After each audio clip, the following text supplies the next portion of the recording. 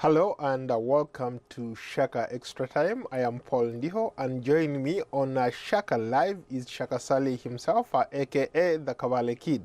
Hello, Shaka. Hello, Paul. How are you today? I wish I could say I'm hugely terrific, but unfortunately, my friend, I'm still working my way out of the cold. Interesting. Let's pray for you. Hopefully, by the end of this segment, you'll be feeling fine. I hope that I'm not violating anyone's constitution. And a warm welcome to you, all our Facebook followers are watching us live from all over the world. Shaka Extra Time is a place where you get to talk to him and ask some pertinent questions, either from the content or all over the world. Shaka, let's get to it. Once again, we are talking about Kenya. The events happening in Kenya are interesting, so to speak.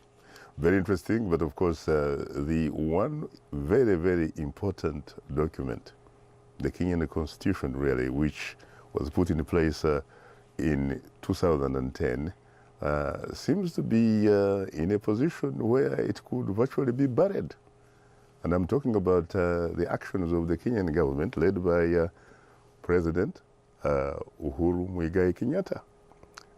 He's obviously being criticized, for example, for having shut down the three, in fact, you might say 4 television channels in Kenya for a week.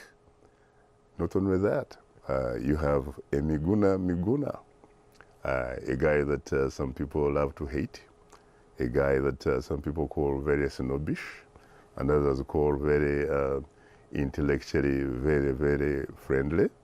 A guy who calls himself, in fact, a general of the NRA. An NRA, by the way, which is really different from that of Uganda, because the NRA in Uganda was an armed wing, or an armed struggle, so to speak. But in this particular case, you're talking about an NRA based on an idea, really. You can't prescribe an idea. It is an idea. It's just like saying you are either leftist or Marxist, or you are basically right of center and all that kind of stuff. And then you go back to President Kenyatta. He also is being criticized for the manner in which he appointed the cabinet. The cabinet, for example, some of his critics say that he introduced positions that constitutions, frankly, the constitution does not allow. We're talking about the constitutions that appear to be assistant, cabinet secretaries, so to speak, and one of them, of course, being a former member of parliament and Minister Ababu Namwamba. Then we're talking about also the fact that those particular appointments, frankly, do not, for example, factor in the constitutional requirement of making sure that the cabinet looks like Kenya in terms of regions. And the cabinet also, really, it has to have, I think, like a third of its members should be female. We're talking about gender equality or gender equity. He avoids that. So there are a lot of people who are saying, you wait, this man is playing, really with the document. That is very, very important. Now, when it comes to the manner in which he is, of course, reacting or dealing with Miguna, he seems, frankly, to forget that this is a man who a lot of people did not respect because they thought he was very intellectually snobbish and what have you. And now he has actually seemed to give him legitimacy to the extent that he's now viewed, in fact, by a lot of people as a hero. Miguna, in fact, could have a Mandela moment if you give him a platform. The fact that he's remarkably articulate. He seems to know his law. He seems to be very, very sophisticated sincerely.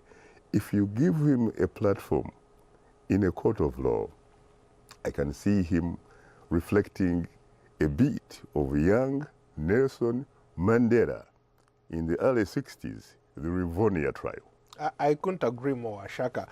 Let's talk about what's at play. The last time I checked, at least when Raila Odinga was being sworn in, he didn't say he was swearing in as the President of the Republic of Kenya. He said he was swearing in as the President of the People's Republic of Kenya. There is a big distinction right there, right? So why are his supporters, why is, for example, the land fellow Dr. Miguna being tried for treason? In fact, you raise a very, very interesting point, Paul. In fact, I have talked to people who claim to know their law very well, who have read the Kenyan Constitution and what have you, and that if you look at the manner in which Raila Amolo Odinga cited some of those words that you mentioned, that it will be practically or legally impossible, really, to be charged with any crime, including treason for that matter. And if in fact you can go after Miguna, a man obviously who says that he actually saw Raila Amolo Odinga on January 30th at Uhuru Park, then what about Raila Amolo Odinga? How come Raila Amolo Odinga is a very free man? How come they are not touching him? Is it because perhaps he is untouchable? Or is it because, in fact, if you touch him, you could actually trigger something that you cannot or may not, in fact, control? Such is the dilemma of Kenyan politics, because you are having two individuals here, very powerful individuals, sons of very historically, politically important figures.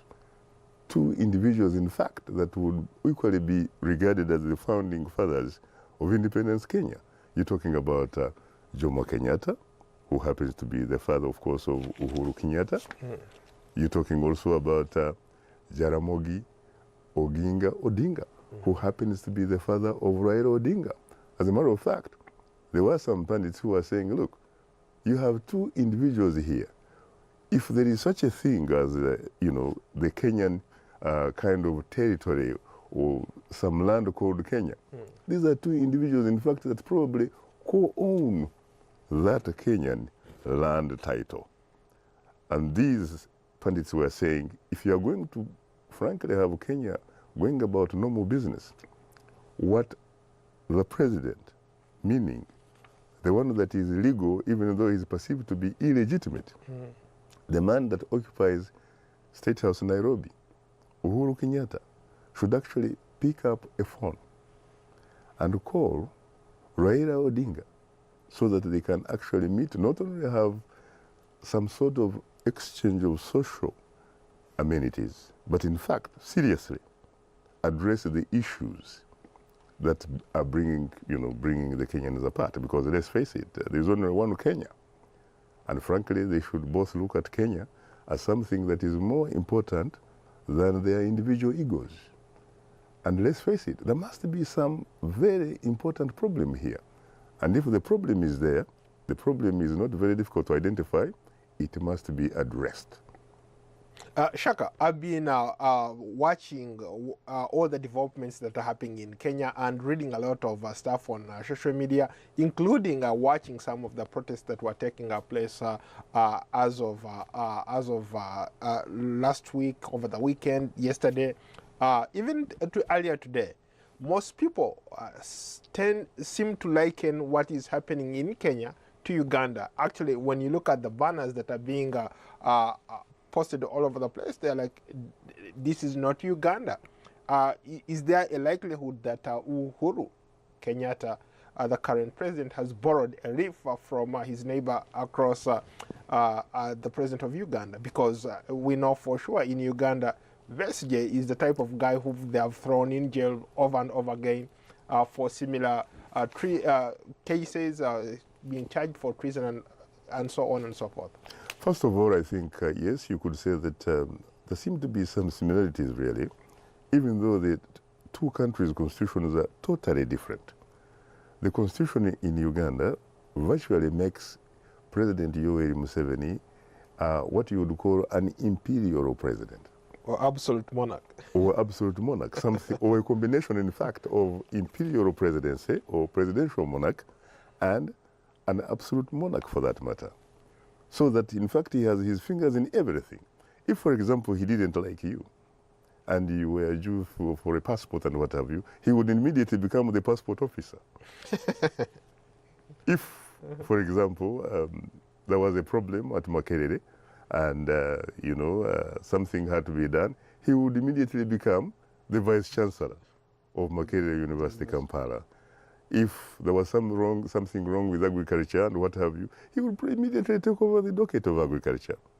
But not so in Kenya, because with the 2010 blueprint, really, which ushered in a new constitution in Kenya, it virtually stripped all these imperial aspects of a presidency, creating a lot of sources of power and all that kind of stuff, creating what they would call constitutional offices and what have you, to the extent that you really have a situation, ideally, that should really have institutions that reflect the issue of checks and balances, where you have, in fact, for example, a legislature that is independent and respected, where you have an independent judiciary that is respected and independent and not subordinate to the executive, which is headed by President Uhuru Kenyatta. But unfortunately, President Kenyatta, in his own actions so far, and some of his officials and what have you, they seem to be, in a sense, not respecting the Constitution, sort of mutilating the Constitution, which pretty much happened across the border, to the extent that sometimes there are people who say what you are looking at in Uganda is no longer a constitution, but rather a personal manifesto of Yoweri Museveni. And it seems to me that Uhuru Kenyatta seems to be borrowing some aspects of that from Uganda, especially given the manner in which he seems to be using the security forces, especially the Kenyan police, sincerely, which is supposed to be a Kenyan police service, meaning serving the people, but not a force that intimidates and punishes people.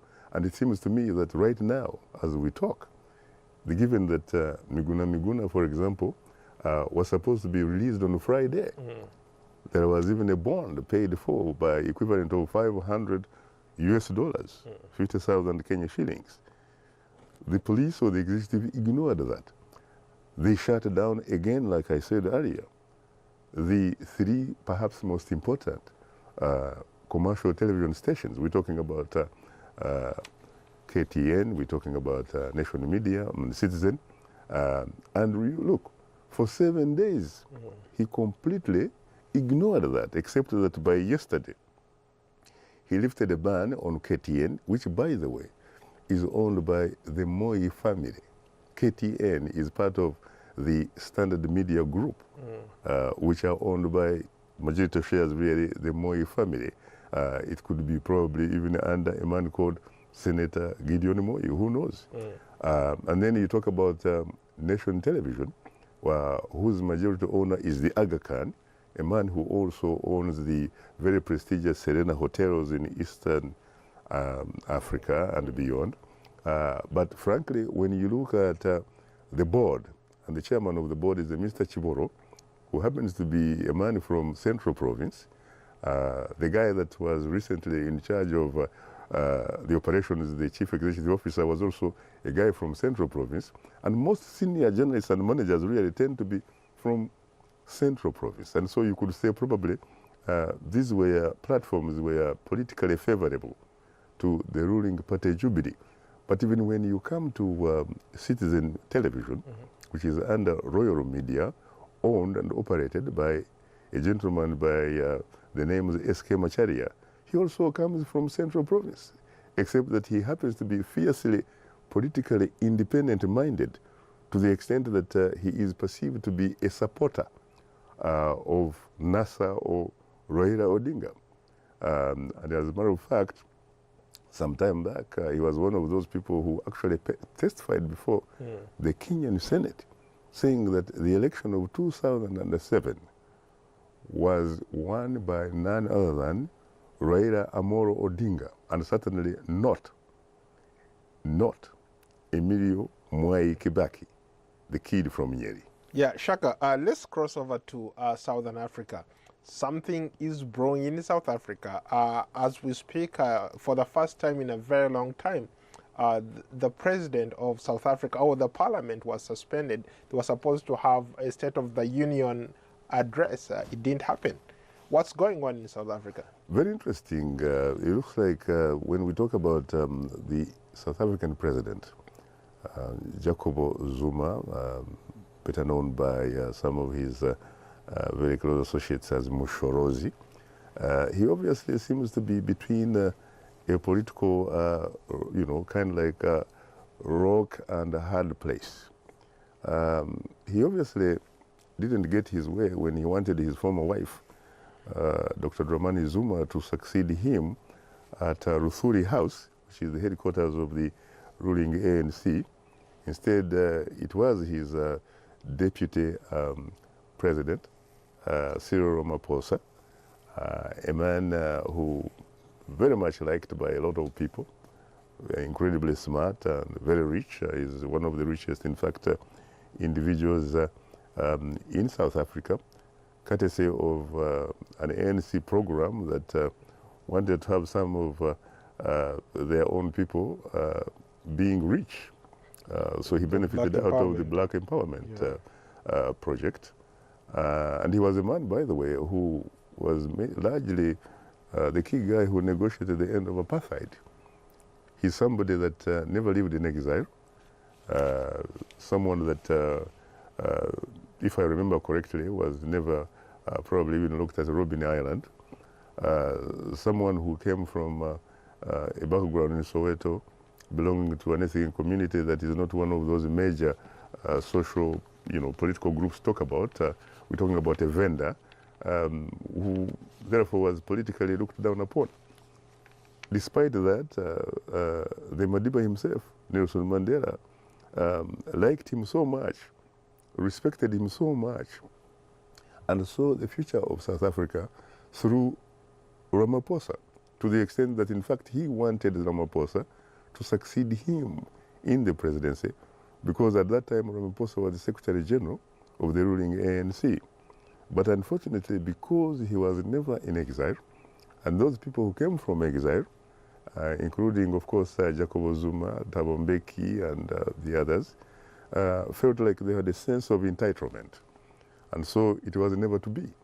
So he had to leave politics, go and make his money and become rich and what have you, and eventually he came back. It seems to be his turn, and he seems to be lobbying for his boss politically, Zuma, to step aside really, because he retains a lot of baggage. And given that you have an election around the corner, I'm talking about next year, they feel like they need to begin on a new chapter so that they can kind of like restore the integrity and the dignity of the ANC.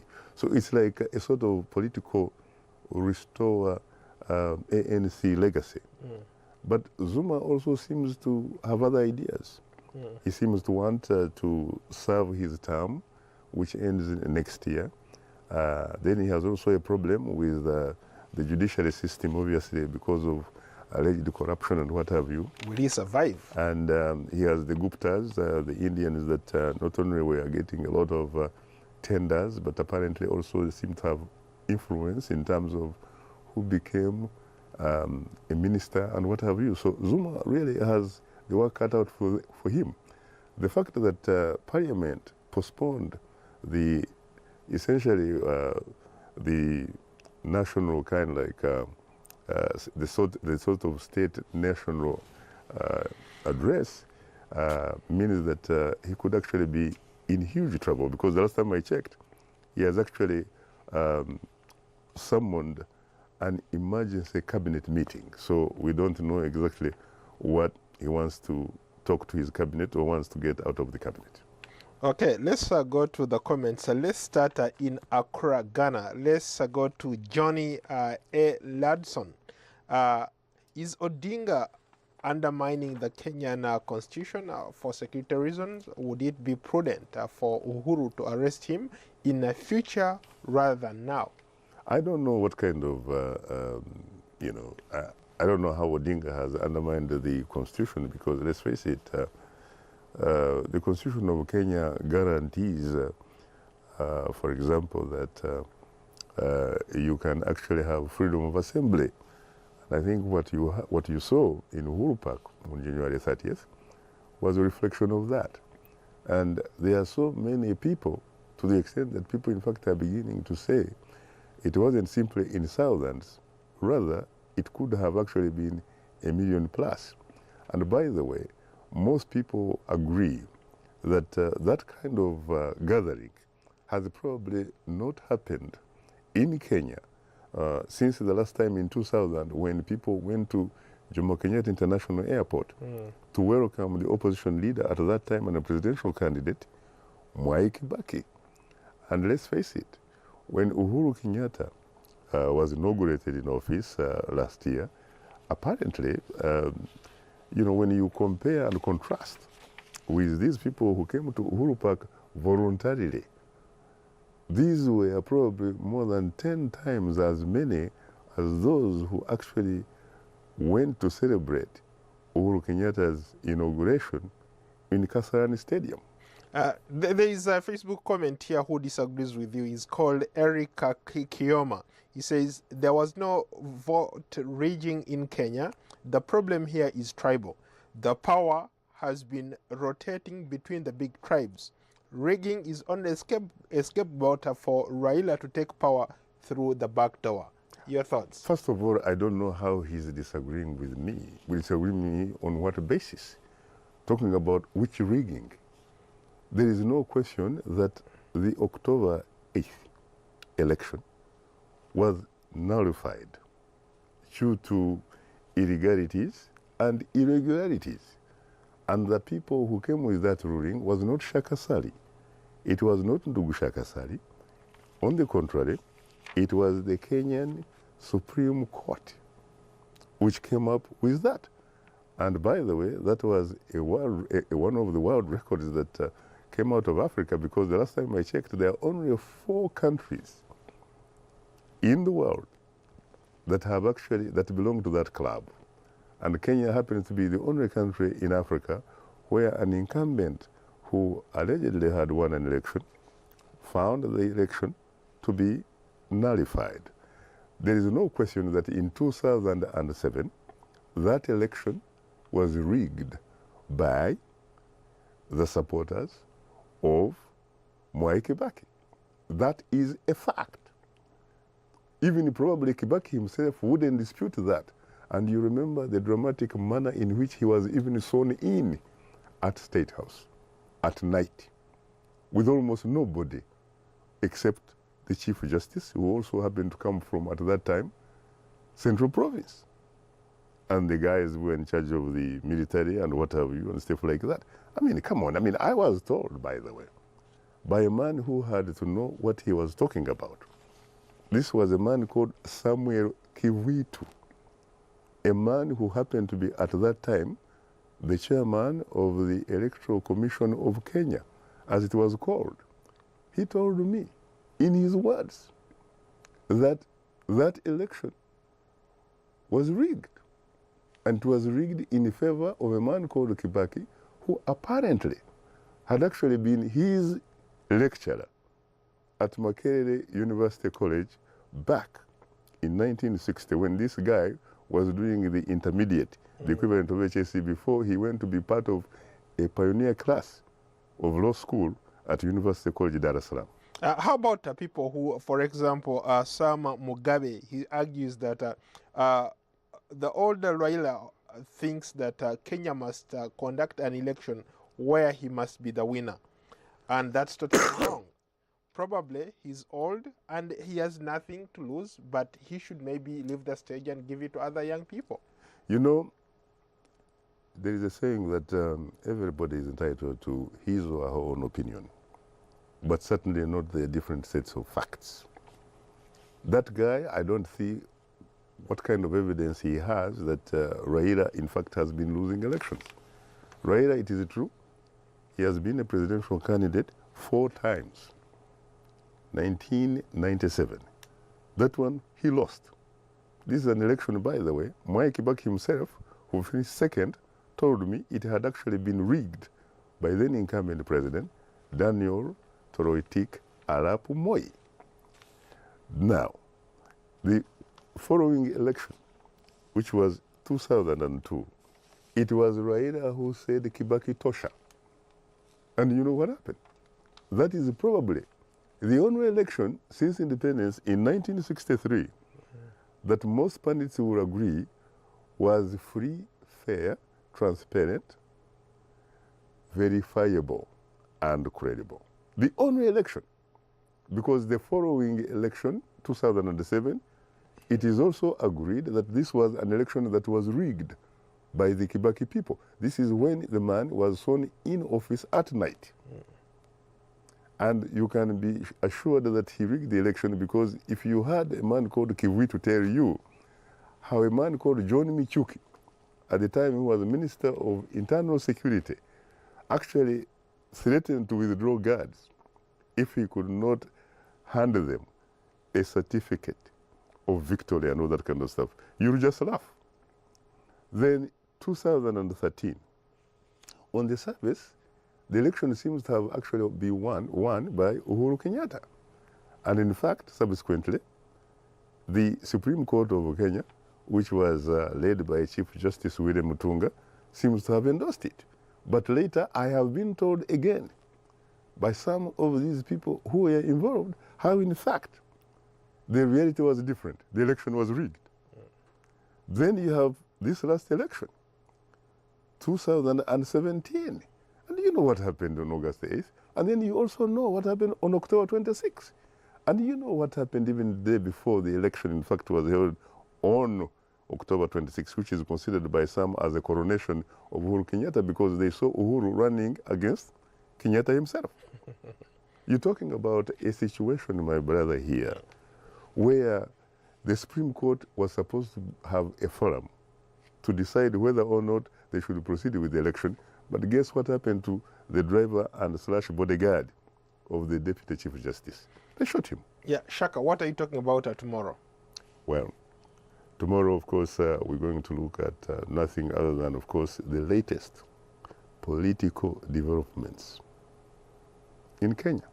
And so we'll be looking at the people's president, Raila Odinga. To a certain degree, there are people who say, look, this may be a political rebel, but perhaps this time around, a political rebel with a cause. We have less than a minute. Any final thoughts? Do you think Raila and Uhuru need to sit down and talk? Without a doubt. Without a doubt, I think, in fact, they should have talked yesterday.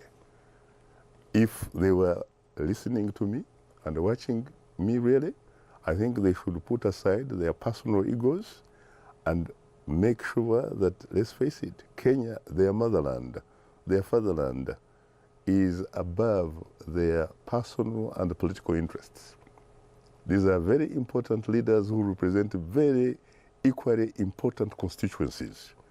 They need to provide leadership to their people so that Kenya, once again, frankly, can be a beacon of hope in the region. It's a great country and has great potential. Well, on that note, thank you so much, Shaka. It's always a pleasure talking to you. You're most welcome. And to you, all our viewers on Facebook, thank you so much for sending us those comments. And we look forward to talking to you on another edition of Shaka Extra Time next week. Bye for now.